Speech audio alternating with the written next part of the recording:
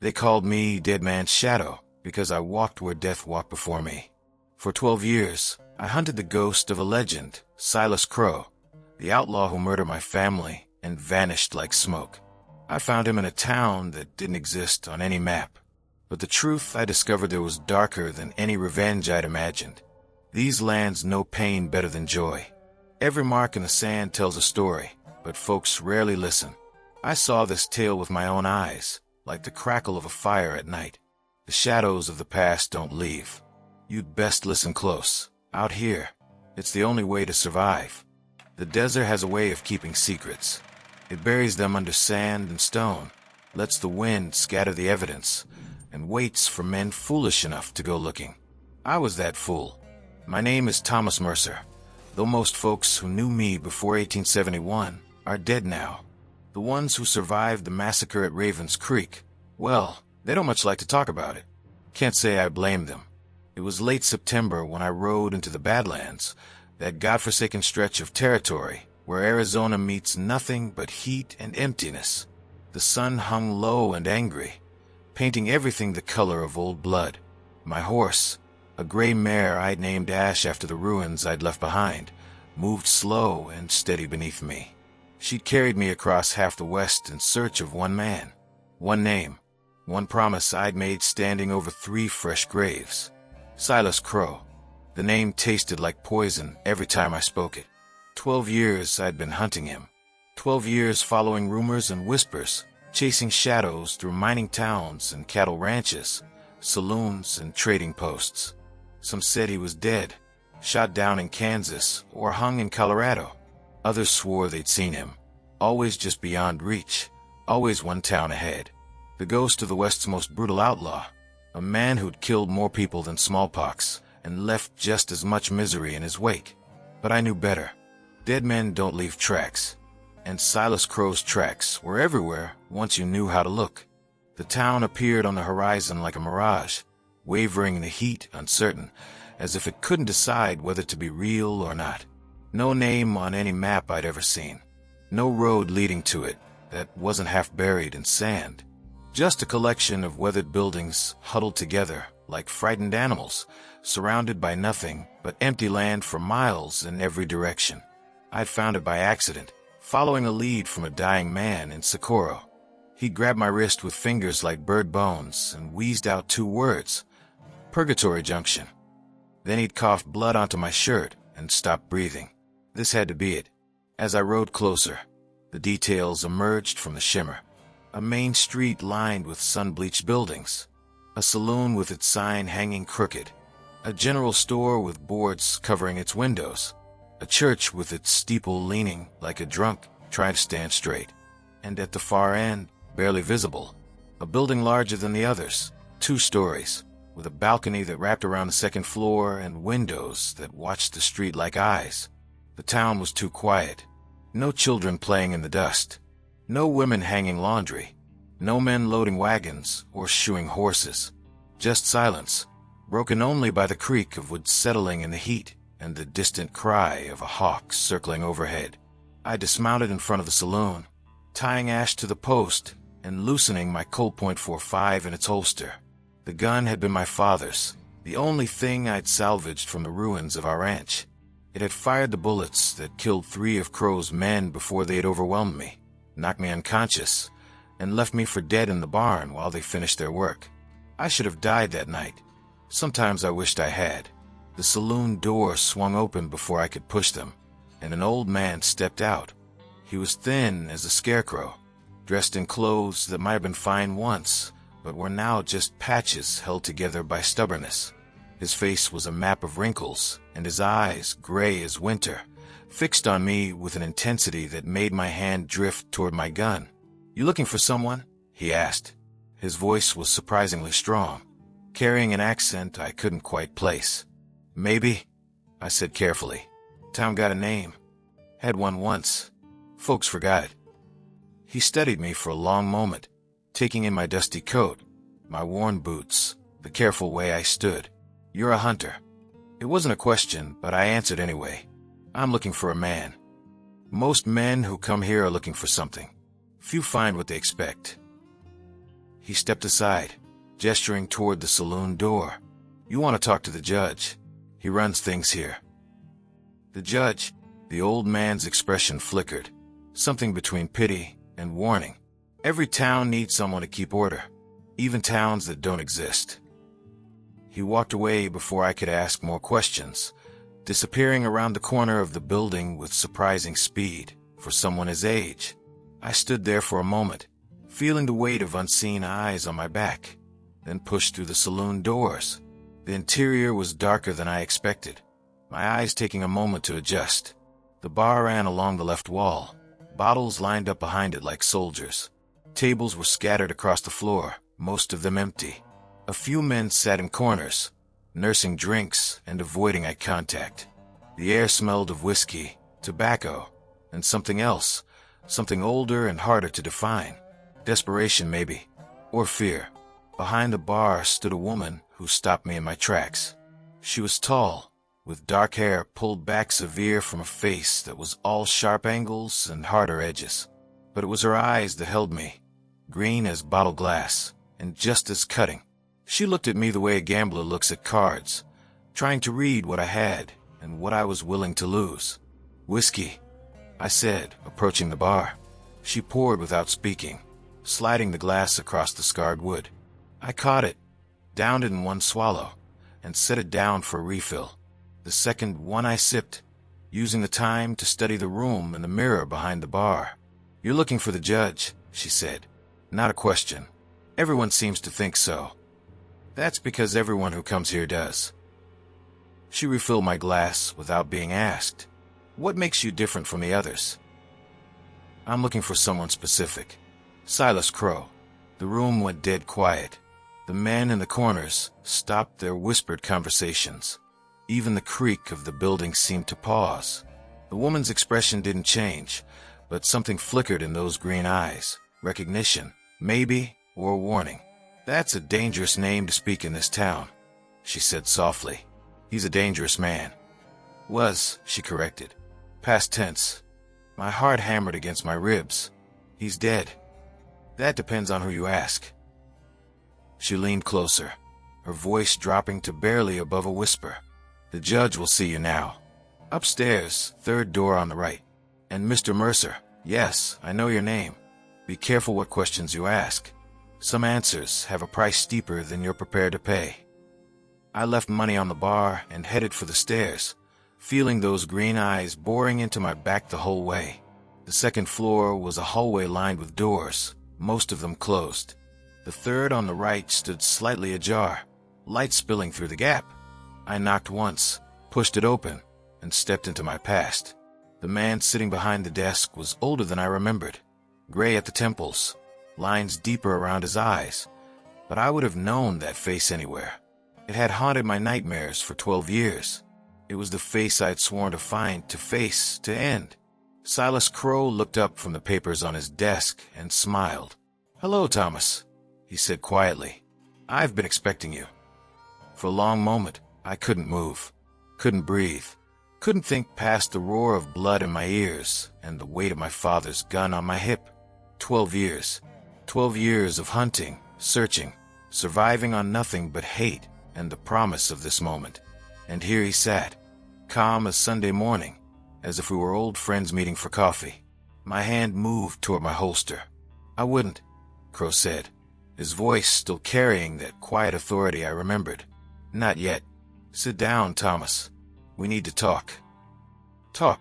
The word came out strangled. "You murdered my family. My father, my mother, my sister. You burned our home to the ground and left me for dead." "I know." He leaned back in his chair, and I noticed for the first time how much he'd aged. He looked tired in a way that went beyond years. "And if you want to draw that gun and put a bullet in my head, I won't stop you. But you rode a long way to find me, and I suspect you want answers more than revenge. At least, you want them first." He was right, damn him. I'd imagined this moment 1,000 times. The confrontation, the justice, the bullet. But I'd never stopped to think about what came before. Why he'd done it. What had happened to him after. How he'd ended up here, in a town with no name, playing judge to ghosts. I sat down slowly, keeping my hand near my gun. Talk then, but make it good, because the second you're done, I'm going to kill you. Crow nodded as if this was perfectly reasonable. Fair enough. He poured 2 glasses of whiskey from a bottle on his desk, sliding one toward me. I didn't touch it. How much do you know about what happened that night? I know you and your men rode onto our ranch looking for money. I know my father said we didn't have any. I know you killed them anyway. That's what you saw. But did you ever wonder why we came to your ranch specifically? Out of all the homesteads in the territory, why yours? I hadn't. In the immediate aftermath, I'd been too busy bleeding and grieving. Later, I'd been too consumed with revenge to ask questions beyond where to find him. Tell me, your father was a good man, Thomas. I'll give him that. But he was also stubborn. 10 years before that night, he witnessed something, a murder, during a card game in Santa Fe. The killer was a railroad man, someone important. Your father testified against him. Got him hung. Honorable thing to do. I remember. He was proud of it. He should have been scared of it. Crow took a drink, his eyes distant. That railroad man had friends. Powerful friends who didn't appreciate losing their associate. They put a price on your father's head. Not official, nothing the law could touch, but real enough. $5,000 to make him disappear. The room tilted slightly. You're saying someone paid you? To kill your family. Yes. His voice was flat, matter-of-fact. I was a different man then. Younger. Hungrier. Convinced that money was all that mattered in this world. So I took the job, rode to your ranch, and did what I was paid to do. The confession should have made me angrier. Instead, I felt cold, empty. Why are you telling me this? Because you deserve the truth. And because I need you to understand what happened after. He stood, walking to the window that overlooked the town. That night, after we left your ranch, something changed. One of my men, a kid named Danny, he couldn't stop shaking. Kept saying he heard your sister crying. We were 5 miles away by then, but he swore he could hear her. He put his gun in his mouth that night and pulled the trigger. Crow turned back to face me. 2 more men did the same within a month. Another one went mad, started seeing ghosts. The last one died in a gunfight, but not before telling me the ghosts had won.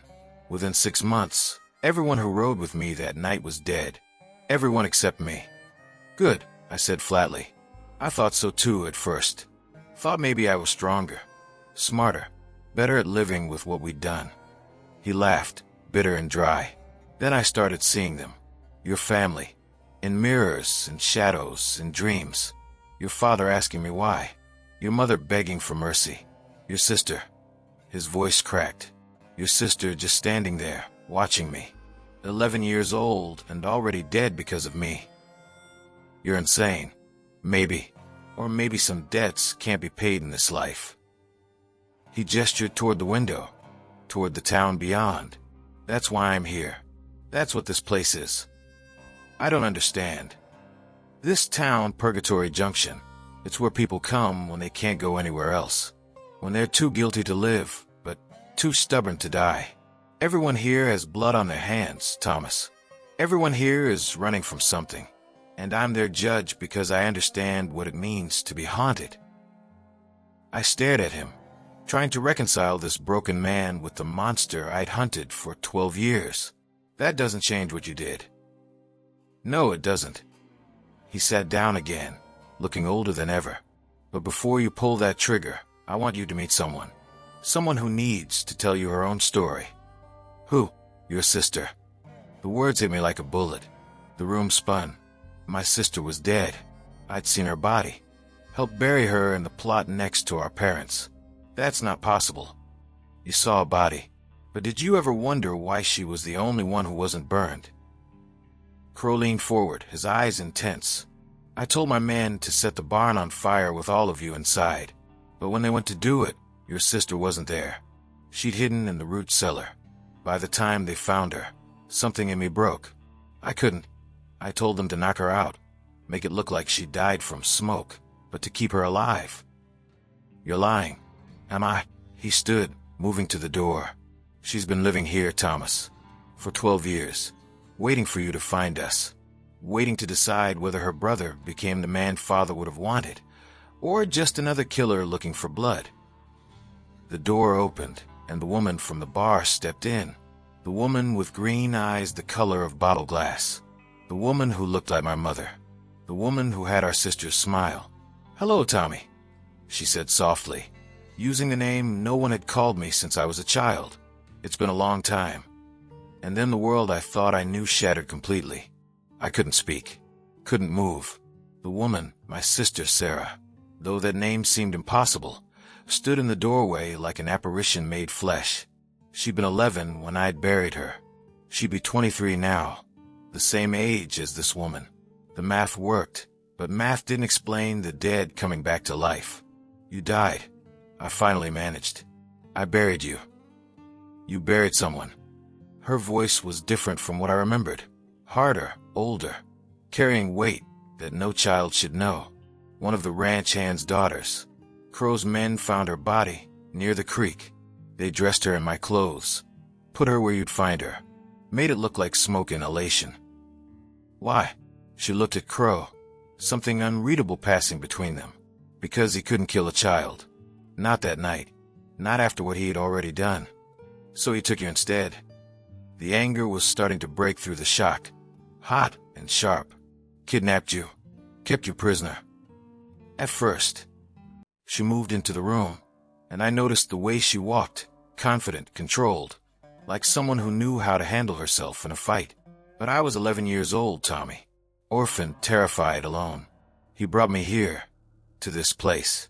And the woman who ran it then, a woman named Clara, she took me in, raised me, taught me how to survive.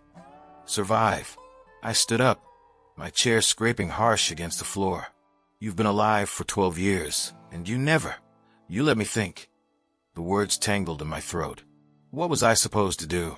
Her eyes flashed, and there was the sister I remembered, fierce, stubborn, refusing to back down. "Come find you." Led Crow's enemy straight to you. The men who paid for that contract, Tommy, they're still out there, still powerful.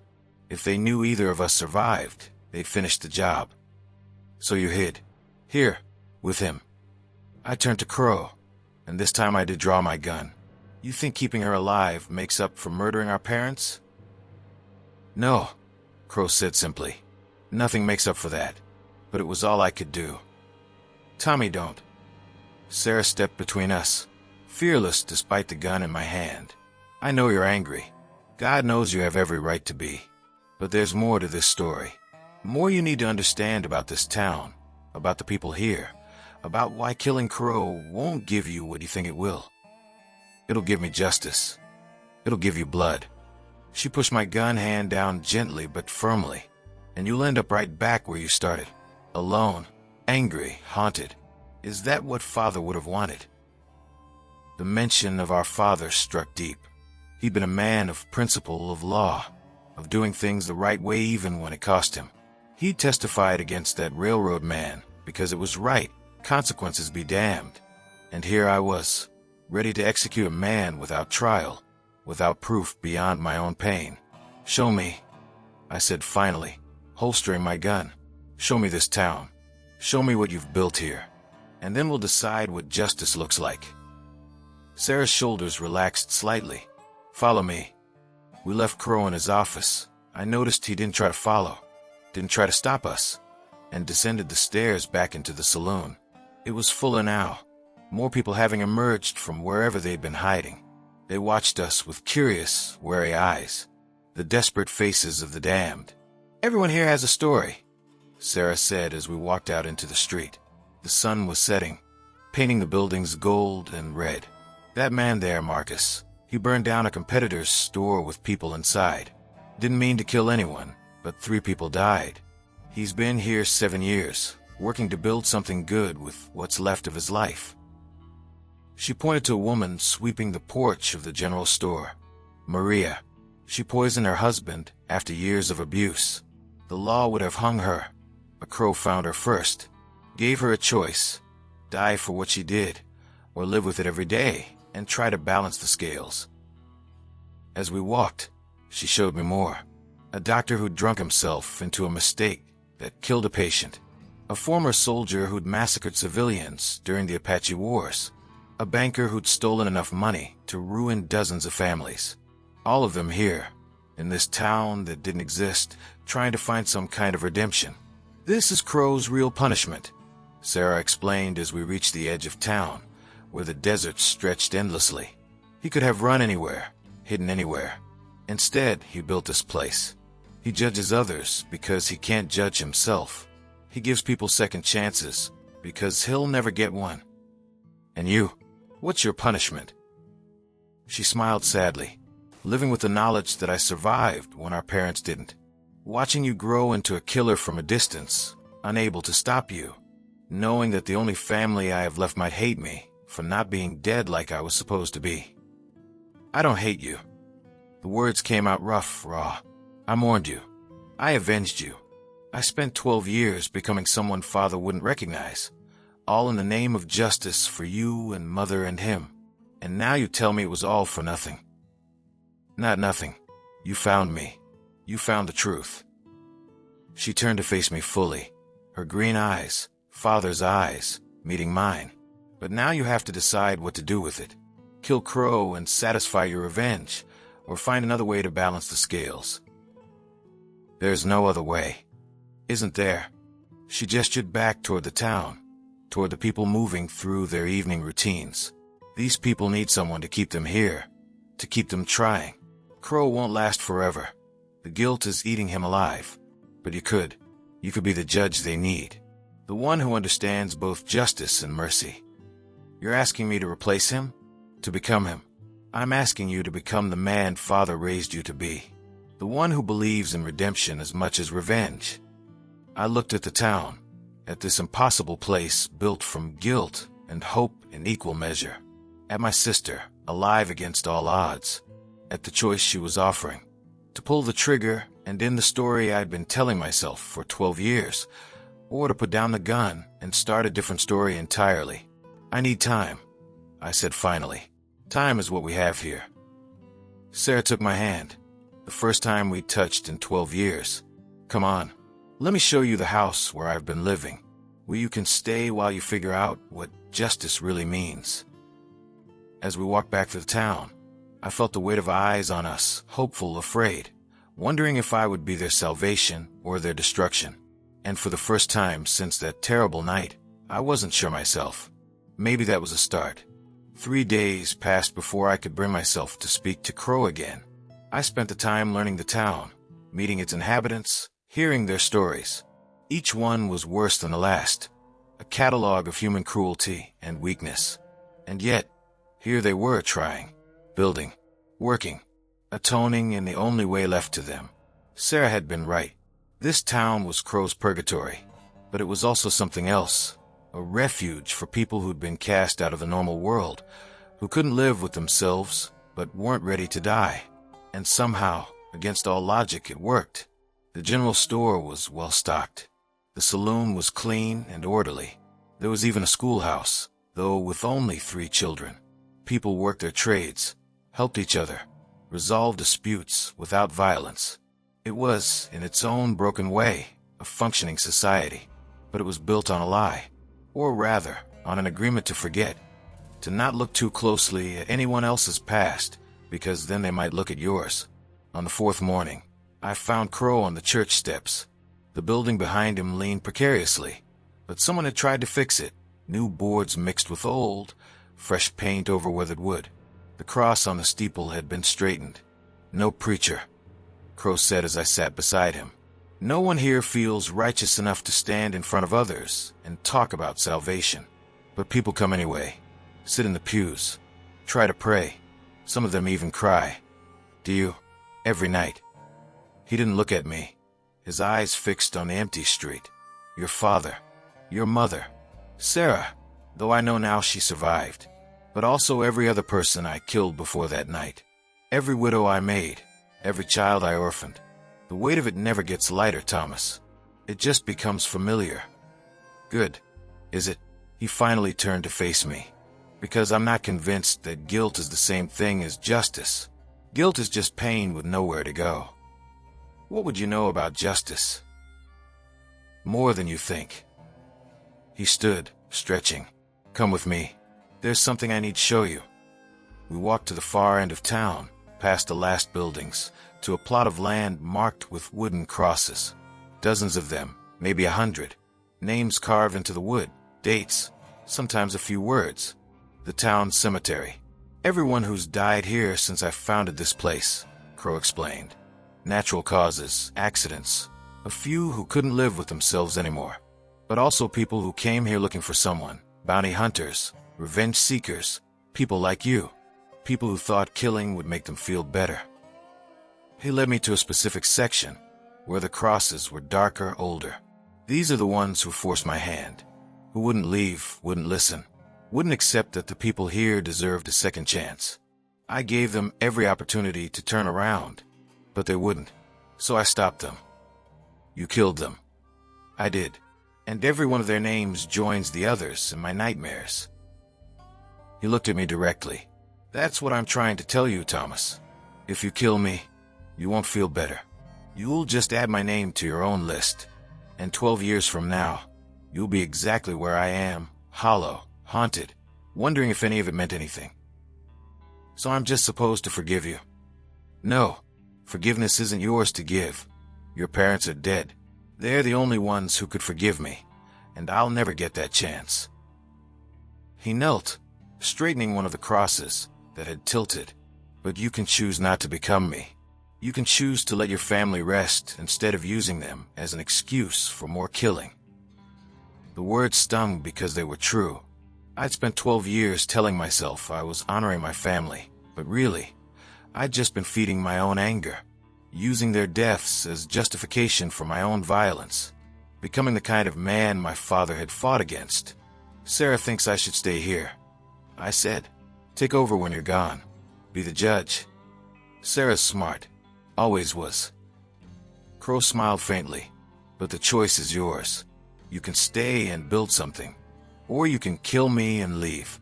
Either way, you'll have to live with it. Before I could respond, a shout echoed across the town.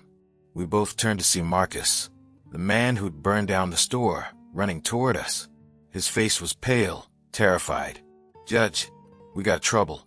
Riders coming in, at least 10 of them, heavily armed. Crow's expression hardened. Did you recognize any of them? No, but they're wearing railroad company colors, and they're asking about Thomas Mercer. The world tilted. The railroad men, the ones who hired you. They must have followed you here. Crow was already moving, striding back toward town. Damn it, I thought we had more time. Time for what? To prepare, to fortify, to have this conversation before they came for both of us. He stopped, turning back. They know you survived, Thomas. They know you've been hunting me, and now they know where we are. They won't leave witnesses. The implications crashed down like a rock slide. By finding this place, I doomed it. By searching for revenge, I'd brought death to the one refuge for the damned. We have to evacuate, I said. Get everyone out. To where? Most of these people are wanted. They leave here, they hang. Crow's jaw said in a hard line. No, we stay. We fight. And maybe, for once, we do something worth the breath we're wasting. Sarah appeared from the saloon, rifle in hand. How long do we have? 20 minutes, maybe less. Crow looked around at the town, his town, built from guilt and hope. Gather everyone who can shoot. Bar the buildings. This place has survived worse. No, it hasn't, I said quietly. This is an execution squad. They won't negotiate, won't show mercy. They'll kill everyone here to keep their secrets buried. Then we'll make them pay for every death. Crow met my eyes. Your choice, Thomas. Help us defend this place. Or ride away and save yourself. No one would blame you. I looked at Sarah, at the town, at the broken people who'd found a second chance here, at the crosses in the cemetery, marking lives that had ended badly trying to make things right. I drew my father's gun. Tell me where you need me, I said. For the first time since I'd arrived, Silas Crow smiled. not with satisfaction or triumph, but with something that might have been respect. "Welcome to Purgatory Junction, Judge Mercer. Let's see if we can save hell itself." The railroad men came as the sun reached its zenith, riding in formation like the cavalry they'd probably once been. 10 men on horseback, dust trailing behind them, rifles glinting in the harsh light. They stopped at the edge of town, sizing up the buildings, the barricades we'd hastily erected, the faces watching from windows. Their leader dismounted slowly, deliberately. He was a big man, barrel-chested, with a mustache that curled at the ends and eyes cold as January. He wore a fine suit despite the heat, and his gun belt looked custom-made, expensive. This was a man who killed with money usually, not bullets. But he'd brought both. "Thomas Mercer," he called out, his voice carrying across the dusty street. "My name is Harrison Blackwell. I represent certain interests that would prefer the events of 1871 remain in the past. Come out alone, and we'll let the others live." I was positioned on the second floor of the saloon, rifle aimed at Blackwell's chest. Beside me, Sarah loaded weapons with practiced efficiency. Across the street, Crow crouched behind a wagon, his own rifle ready. Around the town, 23 souls prepared to fight for a place that shouldn't exist. "That's a lie," I shouted back. "You'll kill everyone here regardless." "Perhaps," Blackwell smiled, though there was no humor in it. "But resistance will make it slower, bloodier, more painful for the innocents caught between us. Is that what you want, Mercer? More deaths on your conscience?" "The only deaths today will be yours," Crow called out. "You're on my land, my jurisdiction. Turn around and ride away." Blackwell's eyes found Crow, and something like recognition flickered across his face. "Silas Crow, I heard you'd gone soft. Built yourself a sanctuary for criminals. How noble." He spat into the dust. "But you know how this works. Witnesses can't be allowed, not to something that could damage powerful men." "Then you'll have to kill us all," Sarah said, stepping into view with her rifle leveled. "Every single one of us. Because we won't run and we won't surrender." Blackwell studied her, then laughed. "The girl who died. Fascinating. My employers will be very interested to learn you're alive.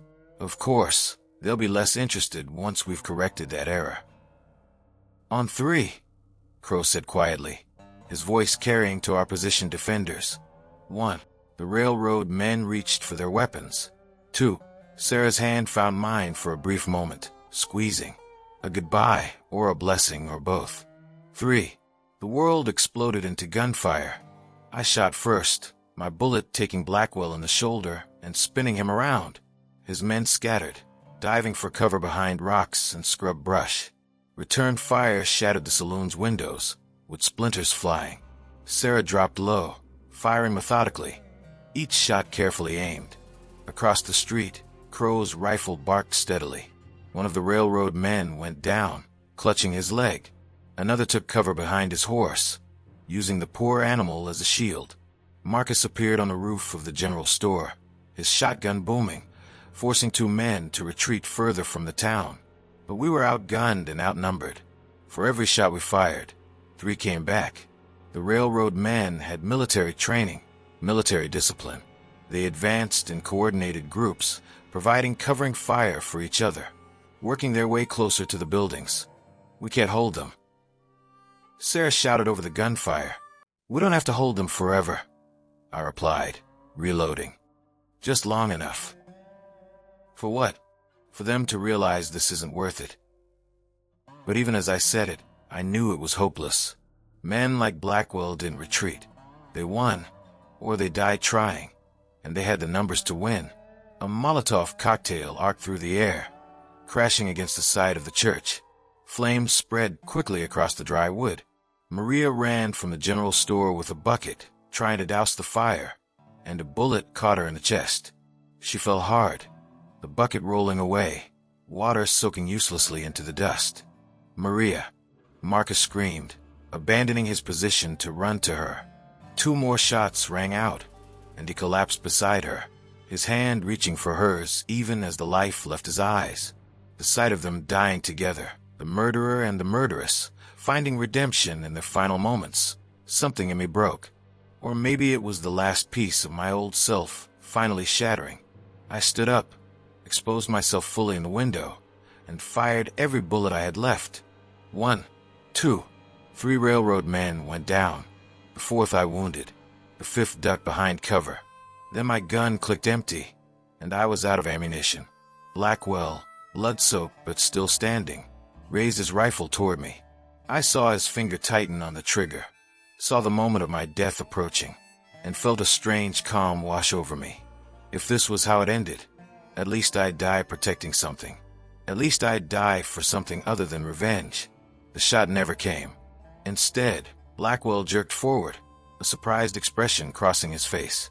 He looked down at the knife buried in his back, then turned slowly to see the old man from my first day, the scarecrow who directed me to the judge, standing behind him with empty hands. "Told you," the old man said softly. "Few find what they expect in this town." Blackwell collapsed. The remaining railroad men, seeing their leader fall, broke. Some ran for their horses. Others threw down their weapons and raised their hands. The fight was over as suddenly as it had begun. The silence that followed was deafening. Smoke drifted across the street. Bodies lay scattered. Railroad men, but also Maria and Marcus, and old Tom who'd been defending the church, and 2 others whose names I'd barely learned. The price of our survival. Sarah climbed down from the saloon, moving to check on the wounded. Crow emerged from behind his wagon, his face grim. The old man wiped his knife on Blackwell's expensive suit jacket and walked away without a word. I descended to the street, my legs shaking. We'd won. We'd survived. But the victory tasted like ash. 5 dead, Sarah reported, her voice hollow. 7 wounded, 3 seriously. And the church is a total loss. "We'll rebuild," Crow said, but he didn't sound certain. I walked to where Blackwell's body lay, staring at the man who'd come to kill us all in the name of protecting secrets. His dead eye stared at the sky, seeing nothing. Justice served? Or just more blood spilled in an endless cycle of violence? "Thomas." Sarah's hand on my shoulder brought me back. "We need you. There are decisions to make, bodies to bury, survivors to tend to." I looked around at the town, damaged but standing, at the people emerging from cover, scared but alive, at Silas Crow, the man I'd come to kill, who just fought beside me to protect the damned. "What do we do with the survivors?" I asked, gesturing to the surrendered railroad men. Crow walked over, studying them. "Same thing we do with everyone who comes here. Give them a choice. Stay and work to balance what they've done, or leave and face whatever justice finds them. They'll choose to leave. Probably, but at least they'll have the choice." He turned to me. "That's what this place is, Thomas. Not a sanctuary from justice, but a chance to choose it, even when it's hard, especially when it's hard." As the sun began its descent, painting the town gold and red once more, we started the work of putting our broken world back together. We buried our dead beside the others in the cemetery. We tended the wounded. We started planning how to rebuild the church. And I stayed. Not because I'd forgiven Silas Crow. Not because I'd forgot my family. But because Sarah was right. They deserved better than to be fuel for my revenge. They deserved to be remembered as people who believed in justice, in doing right even when it cost them. Maybe that meant I could believe in it too. 6 months later, I stood on the porch of what had once been Crow's office and was now mine. The town had changed in those months. The church had been rebuilt, stronger than before. Maria and Marcus had a monument in the cemetery, honoring their sacrifice. New people had arrived, refugees from justice, seeking refuge in our impossible town. And Silas Crow was dying. The bullet wound he'd taken during the fight had never properly healed. Infection had set in, spread, and now consumed him from the inside. The doctor, a man named James who'd killed his wife's lover in a moment of rage, had done what he could, but some wounds run too deep. I visited him every evening. At first, it was duty, the promise I'd made to Sarah to try to understand. But somewhere along the way, it became something else. Not friendship, exactly, but respect. recognition, an acknowledgement that we were both men shaped by our worst moments, trying to find meaning in the aftermath. "You'll make a good judge," Crow said from his bed. He looked skeletal now, flesh melting from his bones. "Better than me." "I killed 3 men during that fight," I said. "Their faces join yours in my dreams." "Good. That means you still have a conscience." He coughed, the sound wet and painful. "The day you stop seeing their faces is the day you become what I was. Don't let that happen." "How do I prevent it?" "Remember why you're here. Not revenge, not guilt, but because someone has to stand between the broken people and the world that would destroy them completely." He shifted, tried to find a position that didn't hurt. "Everything hurt now. Promise me something." "What?" "That you won't let this place become a hiding spot for evil. Some people deserve second chances. Others just deserve rope. Know the difference." I thought about that, about the fine line between redemption and enabling, between mercy and weakness. "I'll try." That's all anyone can do. His hand found mine, gripping with surprising strength. "I'm sorry, Thomas.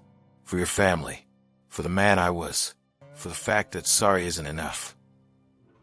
"No," I agreed. "It's not. Will you tell me their names? Your family. I should know them. Should carry them properly." I hesitated, then spoke the names I hadn't said aloud in years. "David Mercer. Anna Mercer. Sarah Mercer, though she survived despite you." "David. Anna. Sarah." He repeated them like a prayer. "I'll carry them to whatever judgment waits for me. Maybe it'll count for something." Maybe. He died that night, with Sarah and me beside him. His last words were an apology to people long dead, seeking forgiveness he'd never receive. We buried him in the cemetery, his cross the same as all the others. No special place, no grand monument, just another soul that had tried and failed and tried again. The town gathered for the funeral. No one spoke well of what he'd done. That would have been a lie. But they spoke of what he'd built, of the second chances he'd given, of the man he'd tried to become.